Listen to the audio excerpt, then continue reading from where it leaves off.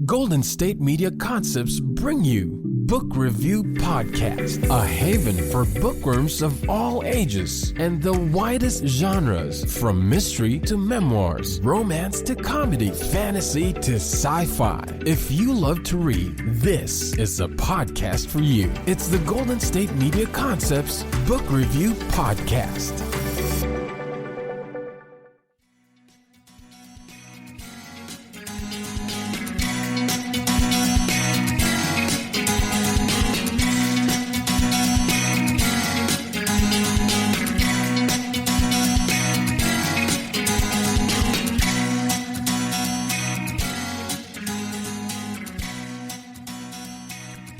Hello and welcome to the GSMC Book Review Podcast, brought to you by the GSMC Podcast Network.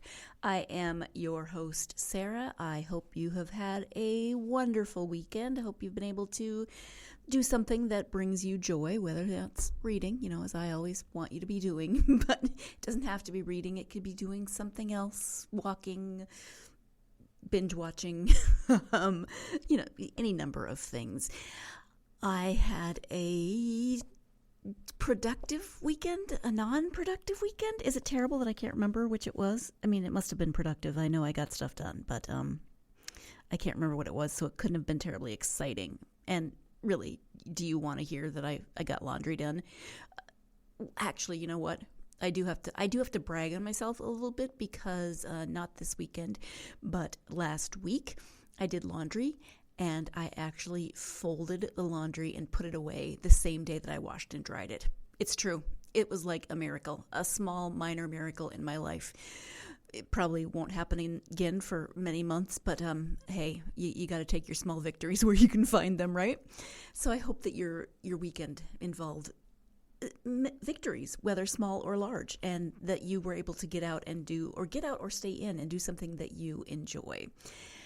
Let's talk about books, specifically a book and an author. This episode, I'm speaking with author John McNally about his collection of short stories called The Fear of Everything. Yep, another collection of short stories, which is very cool. If you listen to the last episode, you know that I spoke with author Heather Mateos Sappenfield about her collection of short stories. These are a lot different, obviously, because they're written by a completely different person. And you who are regular listeners know my complicated relationship with short stories. Maybe it's really not that complicated. Maybe I am just making it seem more complicated than it is. But John actually gave me some insight into why maybe I feel this way about short stories.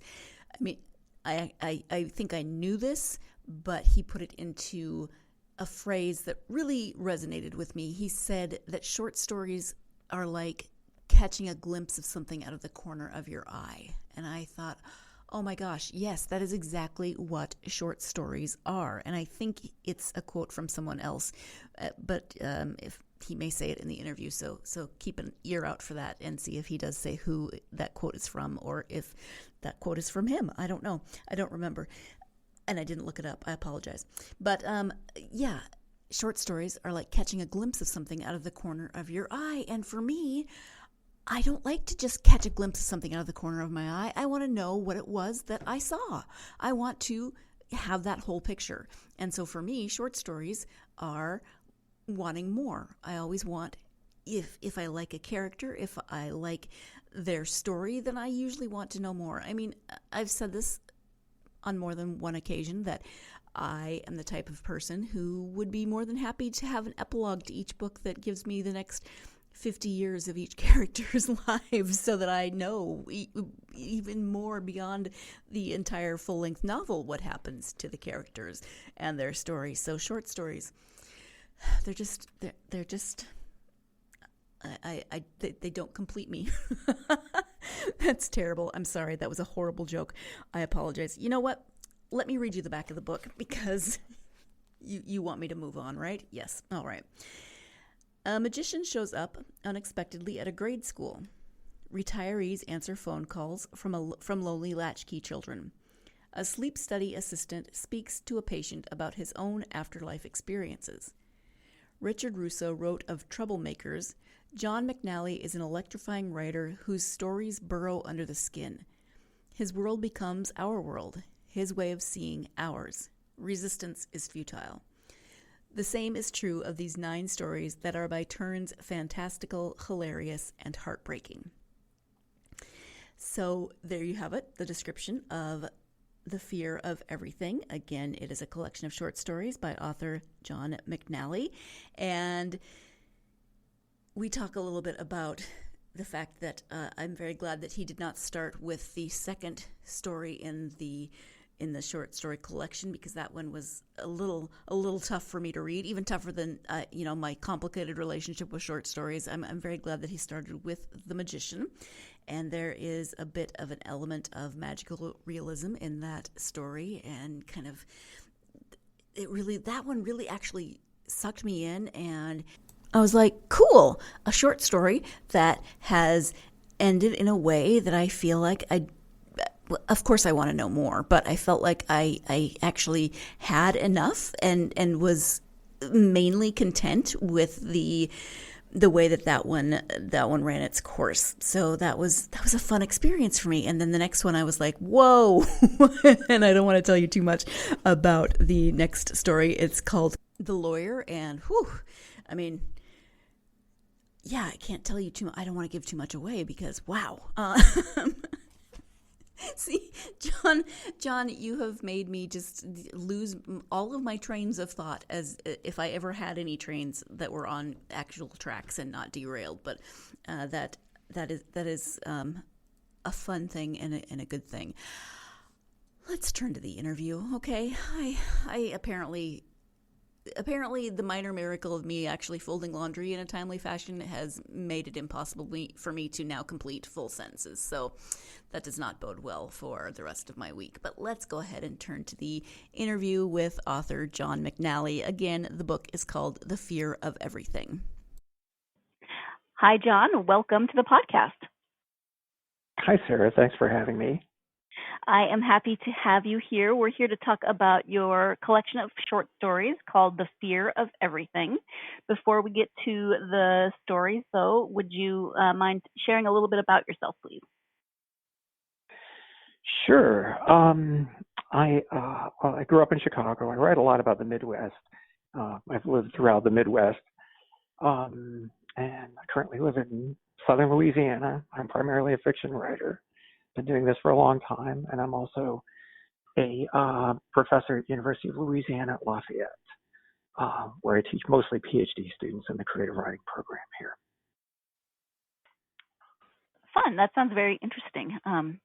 Is it? I would assume it's something you enjoy.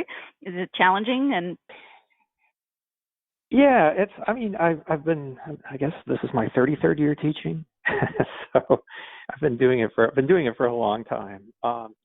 What's challenging this year is that we're still using Zoom, which we started last spring during the pandemic. So one thing I've realized, even though I'm an introvert for the most part, it's that I actually miss that human contact and actually being in the classroom. But yeah, I get to work on. I think like what probably the most satisfying thing, gratifying thing about working with PhD students is that I'm actually working on complete books, and so a handful of them have gone on to publish books shortly after graduation. So that's exciting to me, and also I don't have the same pressure of having to promote it or anything like that. So, right. I can just take pleasure in their successes.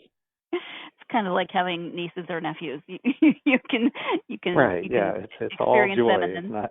Yeah. I love that. So as I said, the book is called The Fear of Everything. Can you give an overview of the collection?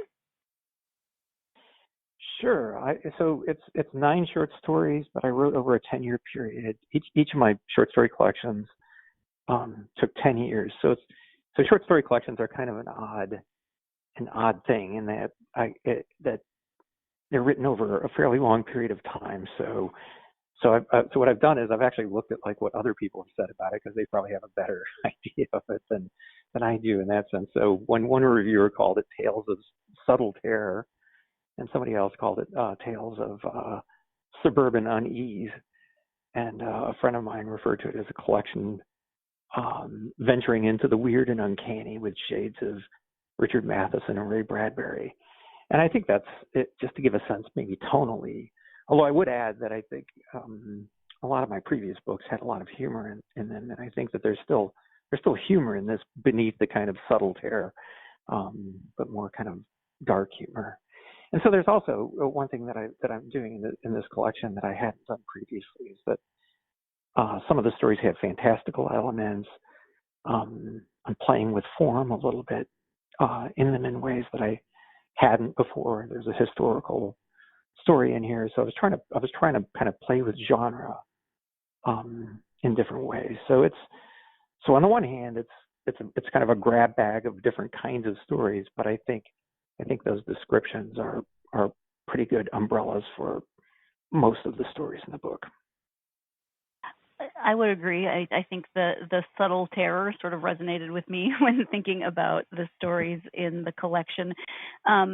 It is called The Fear of Everything, and there is a short story called The Fear of Everything in the book. Did you have sort of a sense of that subtle terror in choosing the name of the book? Well, I mean, once I got, like titling books is always kind of a challenge, because it's like trying to find something that tonally captures the book. And The Fear of Everything was one of the last stories that I wrote in the book, I think. It's one of the later stories. And it wasn't until I had that title that I was like, oh, okay, I had some other titles in mind before that, but then that one seemed like, oh, that actually kind of resonates for the entire book. Just that like slight paranoia that I think runs through the book. And also, I mean, I think that, I mean, we talk about this later, but it's like that the book has, like the theme of loss kind of runs through the book. And so I wanted something that also captured that, I don't know, I mean, a little bit of melancholy or a little bit of apprehension in some ways about you know, how the characters are feeling. So yeah, I mean, so that I felt, at least, you know, I'm glad that I ended up writing a story called The Fear of Everything, because that lent itself well to the title of the book. Yeah, exactly. I was going to ask the inspiration for the collection, but if you wrote it over 10 years, maybe you didn't have an initial inspiration. I'll just flip that a little bit and say, where do you tend to get inspiration for your short stories? Well, I mean, the nice thing about like books when they're written over a 10-year period is that, like, I can see the inspiration after the fact in some ways. And so, for example, when I began writing this book, I was going through a divorce. My father had died. I took a job that was 900 miles away, so I was leaving behind lots of friends. But I wasn't really conscious of the fact that I had all of this kind of collective loss that was going on pretty much in a fairly short period of time. So, and I always talk to my students about this, that when you're writing, it's like you want to try to get into that unconscious state where, you know, it's almost like a dream life that's informing your stories, that you may not be aware of, like what actually, like, you know, where those ideas are coming from until later, until you can kind of have some distance from it. So it wasn't until I really had the book together that I thought that I looked back on it, and I think an early reader read the stories together and noticed that there was a lot of loss in it, and then I realized, like, oh, of course there would be, because of what I was going through in my life. So I guess what I would say is that the inspiration comes on unconscious level when I'm writing, because I think that's just kind of the process of how I write, which is trying to get inside the consciousness of the narrator as deeply as I can and tap into something. But then it does kind of function as, like I said, like a dream, where it's like it takes a while for it to kind of make sense, and it takes some distance to look back on it. Let's go ahead and take our first break of the podcast. When I come back, John will be talking about whether or not there are any connections between the short stories in this collection. So stay tuned. You're listening to the GSMC Book Review Podcast, and I will be right back. GSMC Beauty Tips Podcast gives you advice on everything from hair to fashion to skincare products. We'll talk about the latest trends in makeup, hairstyles, and anti-aging remedies. And we'll cover all of the newest fashion trends. If you have an interest in or questions about the beauty trends that might work best for you, the Golden State Media Concepts Beauty Tips Podcast has got you covered. Download the GSMC Beauty Tips Podcast on iTunes, Stitcher, SoundCloud, Google Play, or anywhere you find podcasts. Just type GSMC in the search bar.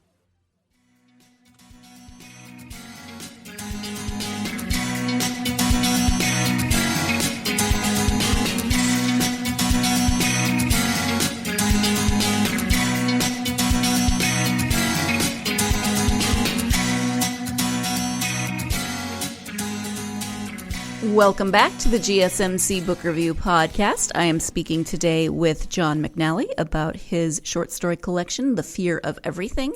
Let's go ahead and turn back to that interview. When you write, there's definitely the connection of loss and the themes. Are there any other connections between the short stories? Do you ever sort of carry on a character or a setting when you're doing a separate short story? I've done that in previous collections, especially my first collection, had some recurring characters. This one I didn't. I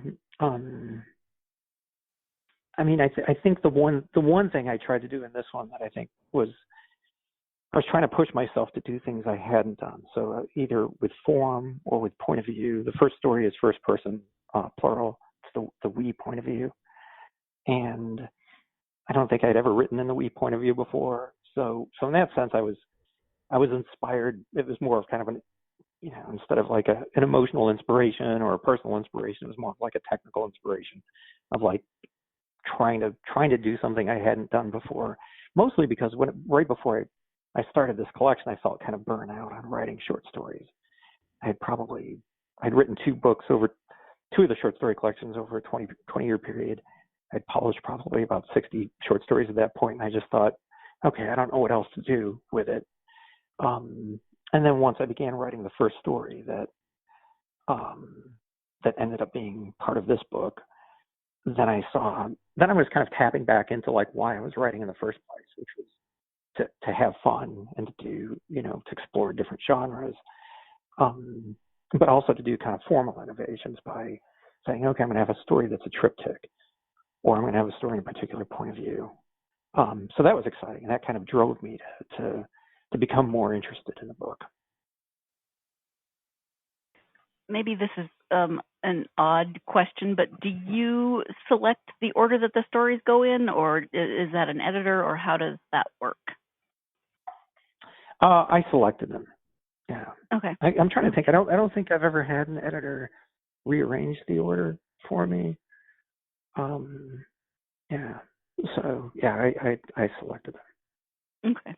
I mean, because I was just thinking, I had a bit of whiplash when I started because the first story, The Magician, was really, really sucked me in, and I was drawn in, and then the second story, the lawyer just creeped me out, and so Yeah. I was like, bit of I don't know, emotional whiplash between the first and the second story. Well, yeah, and I probably should have put the lawyer a little further in, but I definitely wouldn't have begun with the lawyer, because I feel like the first story, what I try to do with the first story is it's like rolling out the welcome mat for the reader, and then once they get in, then I can surprise them with the next thing or unnerve them or whatever. So, but it's like it's hard. I always talk to my readers about this, as like establishing, or my students about this, about establishing a contract with the reader. And it's like the first story in a collection is a kind of contract, at least in terms of like, well, there may be some there are unnerving things that are in the first story, but it's a more welcoming story. But my hope is that, I'm setting a little bit of groundwork for something more disturbing to happen. So Yeah. Sorry about that. Yeah.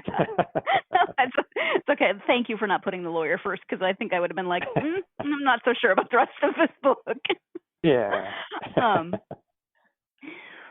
Are there any, I mean, we just talked about a little bit about the magician and the lawyer. Are there any stories in particular that you would like to highlight from the collection?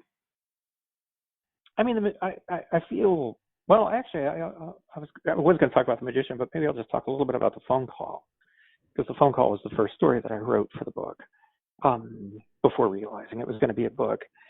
And as I said, I was kind of burnt out on just writing short stories. And then a friend of mine was, he was editing a tribute anthology for Ray Bradbury. He was Ray Bradbury's official biographer, and he wanted to do this tribute anthology. And he already had lined up all these big names like Margaret Atwood, Neil Gaiman, Harlan Ellison, and he asked if I wanted to be in it. I was like, absolutely, I want to be in it.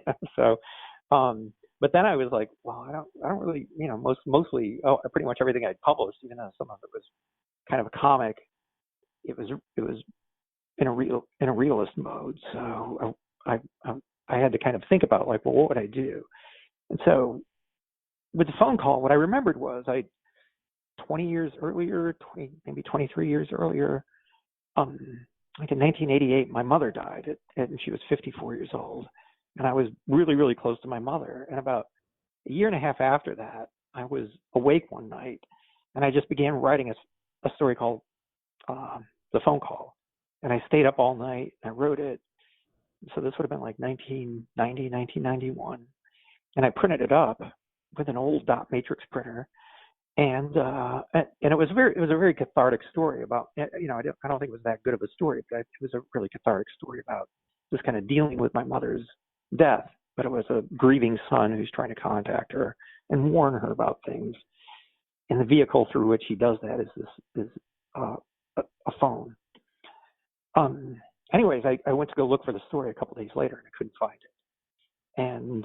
And for 20 years, I just kept thinking about that story, about like, well, maybe I should go back and write that story, or maybe I should write it as a screenplay, and I could never really settle on what to do until my friend gave me that assignment for the anthology. And I was like, well, actually, I mean, it's got a little bit of a Twilight Zone-ish aspect to it, and Ray Bradbury wrote for the Twilight Zone.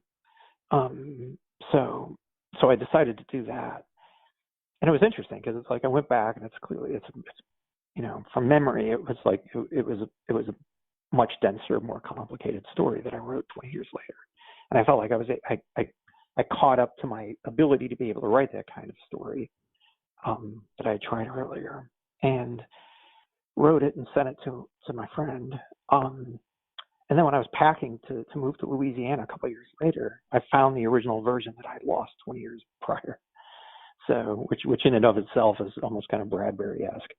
But that's what really that set the tone then for the book, because Bradbury was somebody I read when I was a kid, and I didn't read that much as a child. I wasn't really a precocious kid in that sense. So, but I read some science fiction, and Ray Bradbury was somebody I read.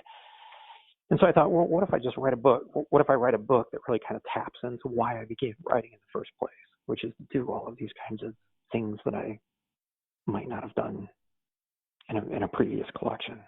So interesting. I love that you found that story 20 years later. When you read it, was it kind of what you remembered, or was it a lot different than what you remembered? The DNA of it was there, and I was surprised at the similarities.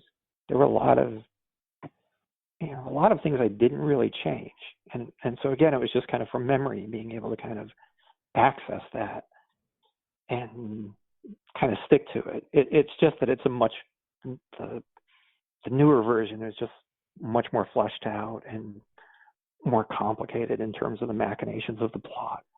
But yeah, I was kind of surprised at just how similar it was. I mean, it was hard to read because it was all faded from the dot matrix and whatnot. I have no idea. It just got stuck into a box, and I think I'm kind of a pack rat in that sense of kind of printing out things and keeping drafts of stuff. But yeah, it was missing for all those years. That's crazy. I'm now wondering how many listeners are nodding their head going, oh yeah, dot matrix printers, and how many listeners are going, what the heck is a dot matrix printer? Be thankful if you don't know about them. They weighed about 500 pounds, and but they made such fun noises. Yeah, and they had the perforated sides. And yes. Yeah. What do you think it is about writing short stories that draws you to that type of writing? I've written in almost every mode of writing, or every kind. I've written novels, but I love. I think what it is about the short story, I love the urgency of a short story. There's a quote. I'm blanking now on who says the quote. God, I think it's R.V. Castle. Anyways, Raymond Carver quotes it in one of his books. But he says, a definition of a short story that he really liked was that a short story is a glimpse from the corner of the eye in passing. And I love that. It gives a sense of that compression. It gives that sense of urgency. But it's not the whole story. It's this moment that we happen to see. And although some stories can be very expansive, I love the immediacy of it. I feel like there's a certain rhythm to it that when you get to page 15 or 20 or however long it is, that it can really pack a particular kind of punch for the reader that I think is more difficult than for a novel. I mean, a novel, you're living. It's much more of an investment on the part of the reader, and you're living with the characters.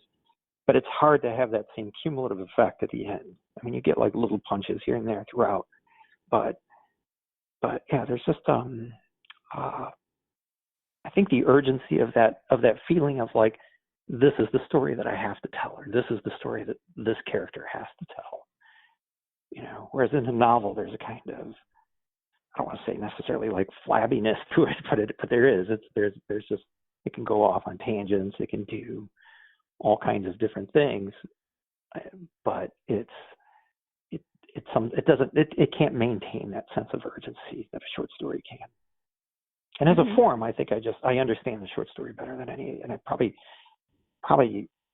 wrote about 30 unpublished short stories before I wrote my first published story. But you can't write like 30 unpublished novels. and still wake up feeling good about it. I guess. So, yeah, you could, but it'd be really disheartening and time consuming and right. Yeah. So so I mean, I feel like I understand it kind of intuitively better.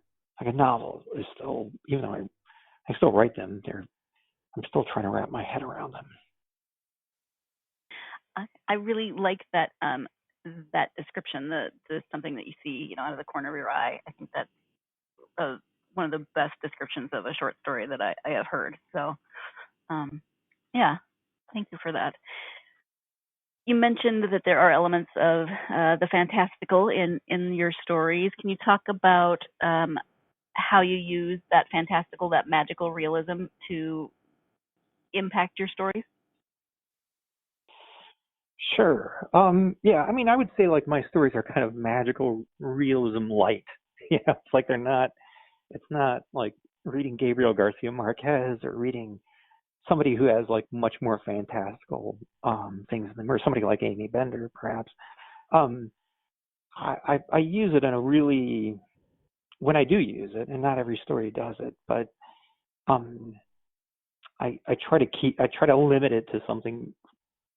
It may be a big thing, like in The Magician, in terms of what happens, but that's the only moment of the kind of fantastical episode that'll happen in the story, and the rest of it kind of goes back, and then the rest of it kind of focuses on how people deal with it realistically.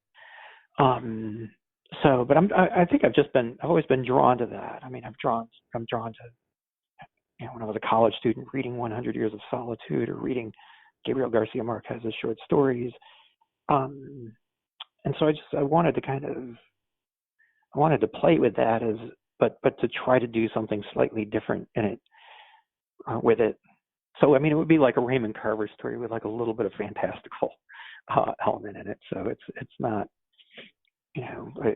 that's why I think of it as magical realism light. There's not. I would never. I would have difficulty, I think, like writing something that has a tremendous amount in it. But then I think like a lot of what I wanted in this collection was just kind of dealing with tone. So even when there are stories, like there's a story called The Blueprint of Your Brain, which is a completely realistic story in terms of everything that happens in it could happen. There's not anything that's completely outside of the realm of potential realism. But I wanted a tone in that feels like a dream, or feels like it's this journey that this character's going on that seems slightly otherworldly in some ways. So there was that I was trying to play with in some stories too. Just trying to take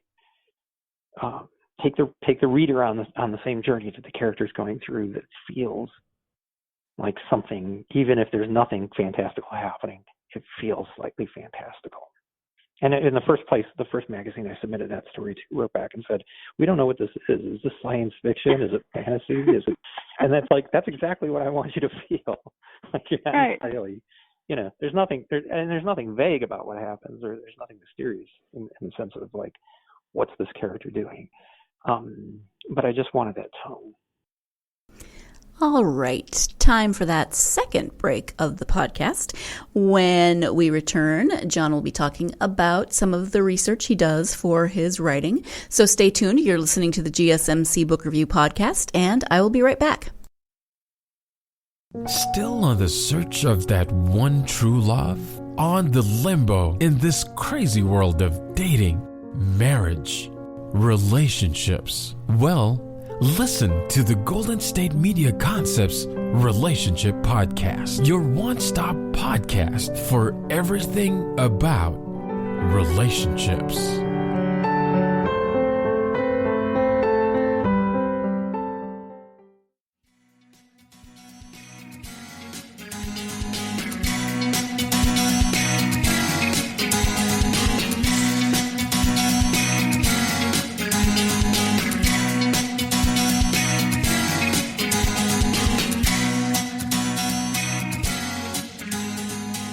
Welcome back to the GSMC Book Review Podcast. I, as you know, am speaking with John McNally. We are talking about short stories. Now let's go ahead and talk about some research. When you write, do you tend to like to do a lot of research? Do you like to write more from just a certain place in your own brain? How do you deal with research aspects of writing? I think it varies from story to story. There's some stories that I've written where I did a lot of research ahead of time. In my last collection, called Ghosts of Chicago, there are a couple of stories where I needed to do the research to have some grounding before I went into it. But then when I actually write the story, it's possible that only a couple of sentences include the research. So. And I was trying to think in this particular, in The Fear of Everything, there's one story in it that was actually part of a novel that ended up not working, that I spent 7 years on. So it's like a 550-page historical novel set during the Chicago fire. And I did lots and lots of research for that. And then when it just didn't work, I gave it to my agent. My agent tried to sell it. And then a couple of years later, I went back and I looked at it and I realized what the problems were. There were just too many characters. It was too, I was kind of writing above my abilities in terms of just putting too much stuff in and trying to make it this big book that I don't think I was capable of doing at that time. But there was a backstory that was in it about a character that was growing up before the Civil War in the South. And so what I did was I just took all of her backstory out and then strung it together to see if there could be a short story. And then I began kind of building it and reshaping it into a short story. So that's a case where I'm sure that there's research in it, but it was research for a completely different book. And then I extracted that part out and and I haven't really gone through it in terms of thinking about it, in terms of research, but I'm sure there are bits and pieces of research from that period in that story. So that's kind of a little bit of an outlier, I guess. All right, thank you for that. What are you working on now? So I always work on a lot of different things. It's hard for me to settle on one thing. So last year, since most of us were just locked in, I decided I've always been wanting to write a thriller, just an actual full-blown, legitimate thriller. And so last year just seemed like the perfect time to do that. So I wrote a draft, and also what I wanted to do last year was I just wanted to write a lot of stuff, to have a lot of raw material to work with over the next few years. So I wrote the draft of one thriller, but then when I looked at that, and I like it, I think it has a lot of potential, but it's similar. It's not really thrillery in the way that I want it. It's not. It doesn't. So it seems very much like like a book I would have written. So with a little bit of crime in it, I guess. So then I wrote a much bigger, more complicated, more traditional thriller, and a draft of that afterwards. And so that's what I'm working on revising right now, is that. I'm also under contract for a screenplay, so I'm working on that.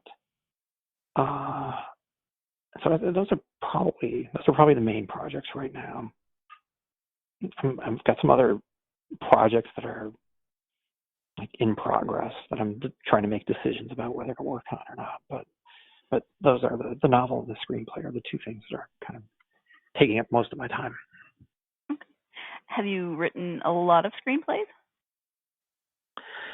Yeah, actually, I have. I've had a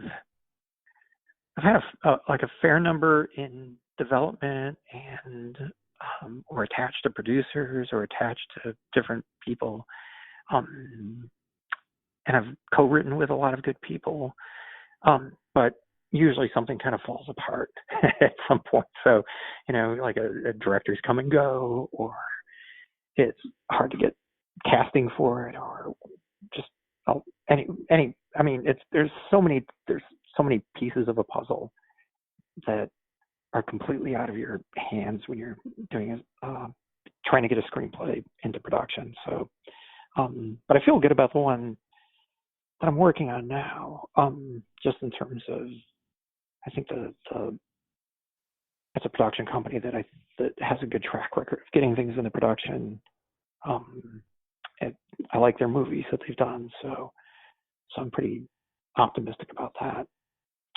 But one thing I'll say about screenwriting too is, like, my first love is writing books and writing novels. Screenwriting is something where it's like I enjoy doing it. I really love the form, but I do it with almost no expectations. So it's like if I have a project that just seems better for a screenplay than for a novel, then I'll do it as a screenplay. And then if something happens with it, if it moves forward, that would be great. Like a couple of years ago, I was writing a lot of screenplays, and these were all like somebody else's ideas, but it was for a Norwegian film company, and I agreed to do it because I thought it would be interesting, and I ended up doing a lot of different things for them, things I hadn't done before. So there was lots of development projects and writing an original screenplay and trying to develop a TV show. But they paid me for it. They flew me to Norway, and I got to do some location scouting in the Arctic Circle. So it just kind of opened the doors of being able to do some things that I hadn't done, or hadn't had time to do in my life before. So in some ways, that's what I guess it's like the experience of doing it, and then if it yields anything, then that's a bonus. Right. I was actually kind of thinking that as you were talking about writing screenplays, that it has to be a different type of mindset than writing a novel. A novel may or may not get published, but it seems even more tenuous for something like a screenplay. Yeah, I mean, the novel is really it's my project, so, and it's kind of yeah, and it may not get published, and I've certainly had books that haven't gotten published, but at the end of the day, um, it's, I'm kind of living and dying by my own, like what I, like on my own sword because by the choices I make. Whereas a screenplay is just, it's so many different people involved, and sometimes there's no logic to why things get taken and why they don't get taken, or how they move. And there's so much like serendipity, I think, involved in terms of projects moving forward or not moving forward. So, I mean, I remember a project that I had years ago that I co-written that was with a production company, and it seemed like it was starting to kind of move forward. And then there was the economic crash, the Wall Street crash, and that production company was backed by Wall Street. So, so everything just kind of, they went from making 6 or 7 movies a year to 1 or 2 movies a year. And so ours got cut. So it's like it's, I'm glad I don't put all my eggs in the basket of screenwriting, I guess. So, but that said, I do enjoy doing it. Well, are there other of your writings, other of your books that you would like to highlight? I think like a book. I guess one book I'll talk about is the book that came out before the short story collection. It's called The Promise of Failure. And the subtitle. Let's see if I can remember the subtitle. It's one writer's. Hold on, I have to. This is the problem. I don't remember the titles of my own books. One writer's perspective on not succeeding. Subtitles we always kind of tweak, so I couldn't remember. The Promise of Failure: One Writer's Perspective on Not Succeeding, which, but it's actually it's more of an optimistic book about looking at how to use failure or projects that don't work, or just being a writer with the frustrations of being a writer sometimes, of like figuring out how to kind of channel them into a positive, more of kind of looking at the creative process of it. So it's a weird book that I'm like, I think I'm usually fairly critical of most of my books, but I'm like really happy with this book because I think it's one of the few books that I kind of achieved what I really wanted to achieve, in the sense that but it's a weird book in terms of trying to market it or get it in people's hands. But I guess the closest I would say is it's almost like a craft memoir or craft book memoir, so that there's a lot of craft stuff in it. But I also there's a lot of just a lot of I don't even want to say anecdotes, but it's like just a lot of stuff about my own life and my own experience put into the book. So that came out just a couple of years ago. All right, thank you. Is writing something that you've always wanted to do in some capacity? I think, since 4th grade was kind of the start of it for me. I think I always had an internal, active internal world as a kid, just growing up, just kind of, whether it was like playing with my Hot Wheels or whatever, it's like I would have very elaborate internal stories connected with the Hot Wheel world. So, but in 4th grade, we were given an assignment to write a play and to act in it. And I was I was a big kid, overweight kid. And so I wrote a play about a fat superhero who goes into a phone booth to change and gets stuck because he can't get into his costume. And I acted it out. And I was like a really, really shy kid, and also really self-conscious about being a big kid. And so that was the first case of I think just being vulnerable, of getting up there and also kind of admitting something about myself. But the kids were laughing, but the teacher was laughing. And that's kind of what I was keeping my eye on, was it's like, okay, the kids are kind of an easy mark, but is the teacher going to laugh at this? And she was laughing, and I thought, okay, I've got the approval of the adults in the room. And so from that point on, I think I became really interested in writing. And in 7th and 8th grade, I wrote a book about old-time comedians that I wrote to every publisher asking if they were interested in it. I spent 2 years typing it out on a manual typewriter manual typewriter, while writing to all these old, like anybody who had been in an Abbott and Costello movie or Laurel and Hardy movie, anybody who was still alive, I was writing to them. This was in the 70s, and being surprised at how many people wrote back to me. Margaret Hamilton, who played the Wicked Witch of the West in The Wizard of Oz, she was in an Abbott and Costello movie, and she wrote a letter, hand wrote a letter back to me. Directors wrote back to me. I mean, this was at a time, I think, like when, celebrity was different than it is now. So, these people oftentimes had just retired and were living quiet lives somewhere. And I, as a little detective, tracked them down and wrote to them. So I'd always had that, but I grew up in a blue collar family. And so it wasn't until I was in college that I actually met somebody who was a writer. It was my first creative writing teacher. And then I was like, oh, okay, maybe this is actually, like I could teach and do this. And this is something that isn't just kind of a fantasy that I have of becoming. Jumping in once again for one last break of the podcast. When we come back, John will be talking about he will be giving his advice for aspiring authors. So stay tuned. You're listening to the GSMC Book Review Podcast, and I will be right back. Tired of searching the vast jungle of podcasts? Now listen close and hear this out. There's a podcast network that covers just about everything that you've been searching. The Golden State Media Concepts Podcast Network is here. Nothing less than a podcast bliss with endless hours of podcast coverage. From news, sports, music, fashion, cooking, entertainment, fantasy, football, and so much more. So stop lurking around and go straight out to the Golden State Media Concepts Podcast Network. Guaranteed to fill that podcast itch. Whatever it may be. Visit us at www.gsmcpodcast.com. Follow us on Facebook and Twitter, and download us on iTunes, SoundCloud, and Google Play.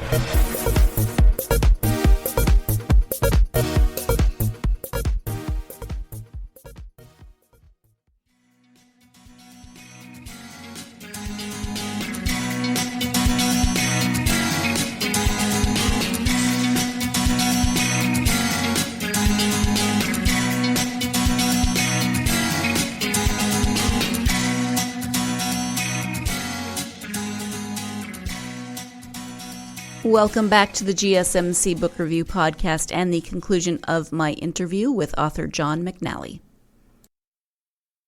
Out of then your own journey and the fact that you do teach creative writing, do you have advice for aspiring authors?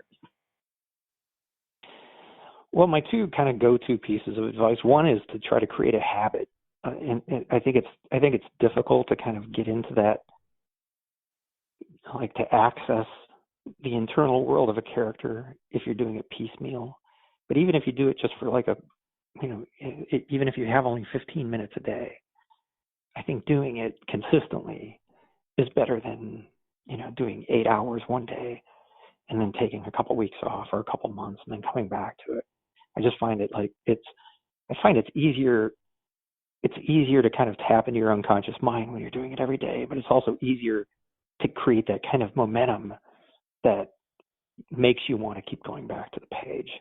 I mean, it's like going to the gym. It's like the first couple of days are miserable, but if you go every day, you begin wanting to go. It's like it's triggering things in your brain that make you want to return to the gym, as opposed to like if you go one day and then you take a month off, you don't want to do it.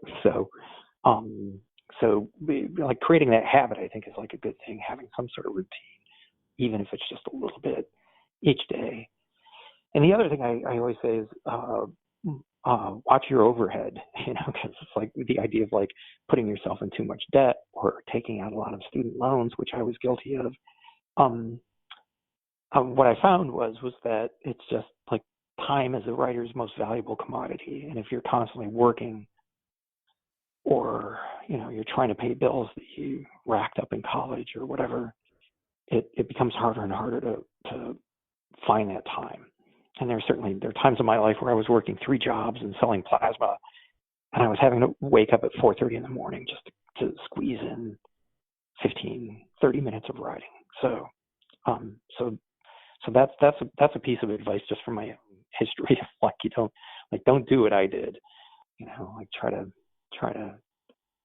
afford yourself a life where you can have some time to actually do it, so that if you have an opportunity to go to a writer's conference or a writer's retreat, you can do it, which is something I couldn't do because I usually had to work.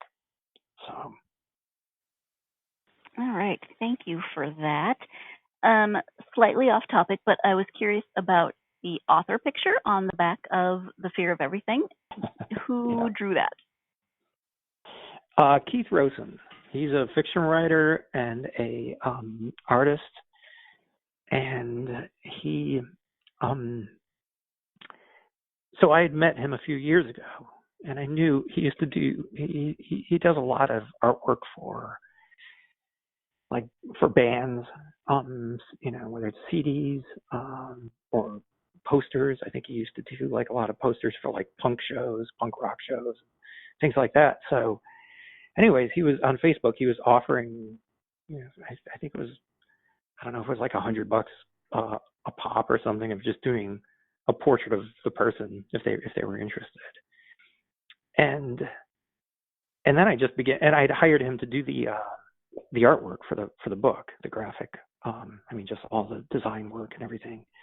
So the more I thought about it, the more I just thought, well, that would be fun to actually just, because I kind of hate doing author photos. So I asked him to do that and just to see. So it's funny because it's like, and he even says, it's like, it doesn't entirely look like the person, but it captures kind of the essence of the person. So, if you've seen photos of me, it kind of looks like me. Maybe not entirely, but I love it. I think it does capture like a certain essence to me. Yeah, I'm actually I'm comparing it side by side with the author picture in the press release that was sent to me with the book, and yeah, it looks like you, and it doesn't look like you. It looks sort of like the I don't know, the Breaking Bad version of you, oh yeah, something, the trucker version of you. I'm not really sure, but it's a very cool picture. Well, I think and when I think about the stories, because it's like the stories are, oftentimes kind of initially drawn from like things that have happened to me or some aspect of real life. Like the lawyer was an actual conversation I had with a lawyer. About 3/4 of it was verbatim. Ew. Yeah, I know, exactly. And there's a sleep study in here that was pretty accurate in terms of my experience of having a sleep study. So the drawing actually for me like works as like, this is kind of like my doppelganger. This is the character version of me, who may be in the stories. Because the stories aren't really, I don't think of my stories as autobiographical per se, but they're often inspired by something autobiographical, and some are certainly more faithful to episodes of my life. Yeah. When you take time to read for yourself, who are your go-to authors? That's a good question, because I don't have a lot of time to read for myself anymore. I'm trying to, but I like the book I've probably returned to the most is Richard Yates's Revolutionary Road, which is a novel that I just love. I don't like the movie, but so like the movie isn't even close to what the novel is in terms of what it does. But I think like what I love about that book is I can read it on two levels at the same time. Like I love the story of it, and it really just it brings me into that world so successfully. But then I'm also like really conscious on a sentence by sentence level of what he's doing in terms of craft. And I can't think of very many writers who do that for me, where it's like there are writers who I can be really conscious of what they're doing on the level of craft, but that distracts me from the story, or vice versa. So that, that's a book that I just love, and it's been a while since I've gone back to it, but that's probably the book I've read the most. Charles Portis is a writer. He wasn't a very prolific writer. His most famous book was True Grit, which was made into two different versions of movies. And that may be my least favorite book of his. There's a couple of books of his in the 70s. I love. They're probably the funniest books I've ever read. Just kind of deadpan, but hilarious. Margaret Atwood is somebody I go back to. Flannery O'Connor, Russell Banks. So I've begun, since I'm writing these crime novels. I've read a lot of crime fiction, but last year I've bought a ton of new thrillers just to kind of begin reading those. So that's something I'm still trying to work my way through. I have a difficult time kind of balancing reading and writing. So I've kind of front loaded. That's one thing I tell my students. It's like, while you're younger, try to front load as much reading as you can, because as you get older, life just gets in your way, and just daily things I have to do in addition to my writing. By the end of the day, I don't have the same energy I had when I was in my 20s or 30s as far as reading goes. So Yep. I still try to push forward as much as I can. So I understand that sentiment. I don't feel like I read nearly as much as I used to. So, do you have a website or social media where people could interact with you? Yeah, so on Facebook I have an author page, which is at John McNally Writer, all one word. And then it's just slightly different for Instagram. It's at Writer John McNally. And those are probably the two best places. And those are the places where I'd be most active. Okay. Thank you for that. We have talked about a variety of different topics today, but is there anything that we haven't covered, whether it's in terms of the book, The Fear of Everything, or writing in general, that you wanted to bring up? No, I feel pretty happy that I think we've covered quite a bit. All right, wonderful. Well, I want to thank you so much for taking time to talk to me about the collection and all the other random questions that I threw at you. I really appreciate it. Yeah, no, thank you. Thanks for taking the time to do this. I really appreciate it. Thank you once again to John for joining me for this interview. Again, the book is called The Fear of Everything, and the author is John McNally, in case you didn't catch that throughout the rest of the episode. I often mention the coincidences and the connections between interviews and how I'm always amazed by them. And last episode, I had a short story collection with author Heather Mateus Sappenfield, and now another short story collection. But of course, they're so very different, the short stories and the short story collections, because the authors, of course, are so very different, and they're writing from different perspectives and different places. And so even if you just read a book of short stories, it's not like you can't pick up another book of short stories, because it's going to be so very different. And just the voice in these stories and the perspective in these stories is really coming from a different place than that of the stories that Heather wrote in her book that we talked about in the last episode. And maybe that is completely obvious to everyone, but I don't know. I like that you can pick up two books that both say collection of short stories and have just vastly different experiences within each of those books. So thank you, John, for joining me. Thank you for voicing why short stories have always not rubbed me the wrong way, but kind of niggled at my brain a little bit in a way that I could never quite put into words.